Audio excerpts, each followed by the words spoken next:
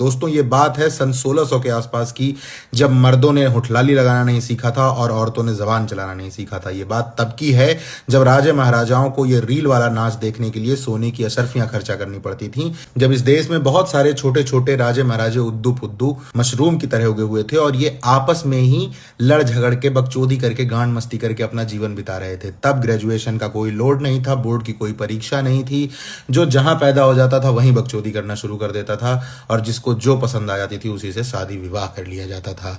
इतिहास गवाह है दोस्तों कि लौंडियों ने हमेशा लड़ाइयां ही करवाई हैं। इसके बारे में हम बाद में बात करेंगे, लेकिन अब बात करते हैं कि अंग्रेज भारत में आए कैसे।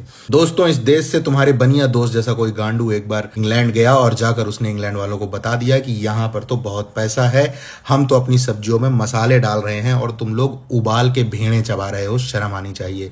और अंग्रेजों को लगा अच्छा, तो फिर अंग्रेजों ने बनाई एक बिजनेसमैनों की कंपनी जिसका नाम था ईस्ट इंडिया कंपनी और पहुंच गए भारत देश में व्यापार करने। ये आए तो भड़वे व्यापार करने के नाम पर थे, लेकिन इन मादर चोदों का लक्ष्य कुछ और ही था। ये आए, इन्होंने बोला कि देखो हमारे पास लोहा है, हमारे पास ऊन है और तुम्हारे पास मसाले हैं, तो महाराज हमको ब्रेड के साथ उबला मीट खा खा के उल्टी आने लगी है, तो दे दो थोड़ा सा हल्दी गरम मसाला इलायची डाल दो हमारी बिरयानी में और हमसे ले लो लोहा, हमसे कर लो व्यापार। और इस तरह इन्होंने भारत में पहली बार कदम रखा। दोस्तों आई होप आपको ये इतिहास समझ में आया होगा। अब आगे अंग्रेजों ने क्या किया इस पे हम बनाएंगे पार्ट 2।